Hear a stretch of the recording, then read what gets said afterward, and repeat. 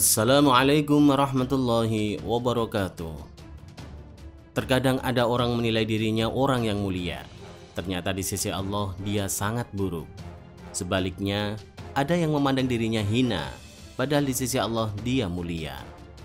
Maka jangan sekali-sekali meremehkan orang ahli maksiat, dan jangan sekali-sekali mengagumi orang ahli ibadah. Dalam Al-Quran, Allah berfirman bahwa manusia menjadi saksi atas dirinya sendiri, dan meskipun dia mengemukakan alasan-alasannya. Quran Surat Al-Qiyamah ayat 14 hingga 15. Seperti sebuah kisah yang terjadi pada zaman Sultan Murad ini, seorang pria yang terkenal pezina dan pemabuk, tapi ternyata ia adalah wali Allah.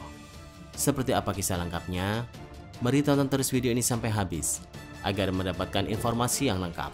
Dan jangan lupa tekan tombol subscribe jika belum, tekan tombol like jika suka, dan bagikan video ini. Setuju?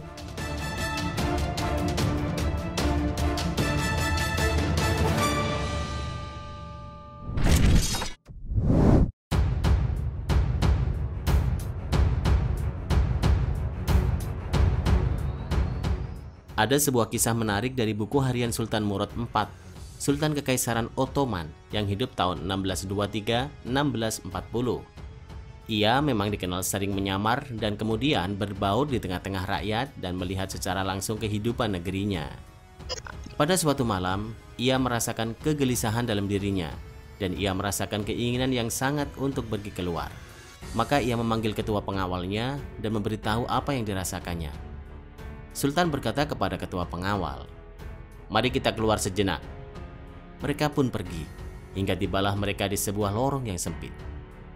Tiba-tiba mereka menemukan seorang laki-laki tergeletak di atas tanah. Sang Sultan menggerak-gerakkan lelaki itu. Ternyata lelaki itu telah meninggal. Namun orang-orang yang berlalu lalang di sekitarnya tak sedikit pun yang mempedulikannya. Sultan pun memanggil mereka. Mereka tak menyadari kalau orang yang memanggil tersebut adalah Sultan. Mereka bertanya, "Apa yang kau inginkan?" Sultan menjawab, "Mengapa orang ini meninggal tapi tidak ada satupun di antara kalian yang mau mengangkat jenazahnya? Siapa dia? Di mana keluarganya?" Mereka pun berkata, "Orang ini zindik, suka menenggak minuman keras dan berzina." Sultan menjawab, "Tapi, bukankah ia termasuk umat Muhammad SAW? Ayo angkat jenazahnya, kita bawa ke rumahnya." Mereka pun akhirnya membawa jenazah laki-laki itu ke rumahnya.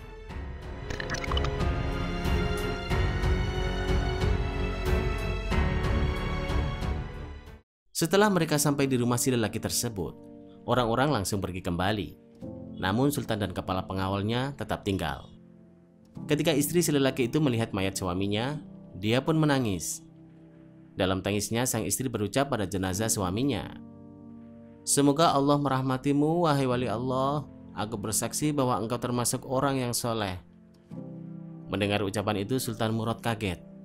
Bagaimana mungkin dia termasuk wali Allah, sementara orang-orang membicarakan tentang dia begini dan begitu. Sampai-sampai mereka tak peduli dengan kematiannya. Sang istri menjawab, "Sudah kuduga pasti akan begini. Setiap malam suamiku keluar rumah pergi ke toko-toko minuman keras. Dia membeli minuman keras dari para penjual sejauh yang ia mampu. Kemudian minuman-minuman itu dibawa ke rumah lalu ditumpahkannya ke dalam toilet sambil berkata, 'Aku telah meringankan dosa kaum muslimin.' Dia juga selalu pergi menemui para pelacur, memberi mereka uang dan berkata, 'Malam ini kalian sudah dalam bayaranku, jadi tutup pintu rumahmu sampai pagi.' Kemudian ia pulang ke rumah dan berkata kepadaku, 'Alhamdulillah, malam ini aku telah meringankan dosa para pelacur itu dan pemuda-pemuda Islam.' Orang-orang pun hanya menyaksikan bahwa ia selalu membeli khamar dan menemui pelacur. Lalu mereka menuduhnya dengan berbagai tuduhan dan menjadikannya buah bibir. Suatu kali aku pernah berkata kepada suamiku, 'Kalau kamu mati nanti, tidak akan ada kaum muslimin yang mau memandikan jenazahmu, mensolatimu, dan menguburkan jenazahmu.' Ia hanya tertawa dan berkata, 'Jangan takut, bila aku mati, aku akan disolati oleh sultannya kaum muslimin, para ulama dan para wali.'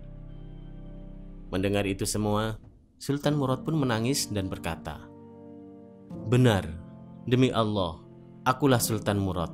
dan besok pagi kita akan memandikannya, menyolatkannya, dan menguburkannya.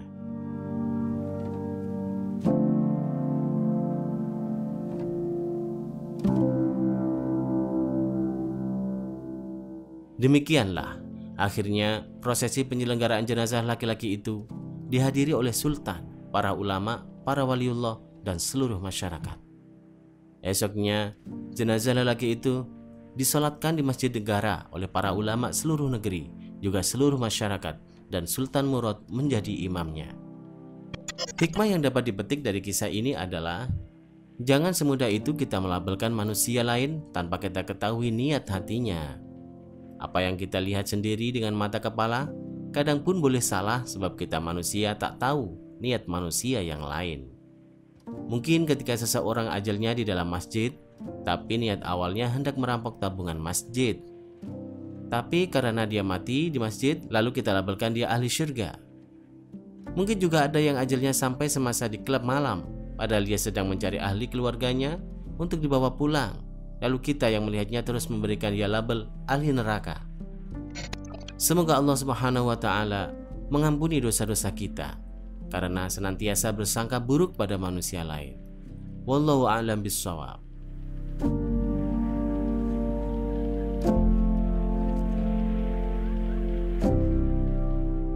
Terima kasih sudah menonton.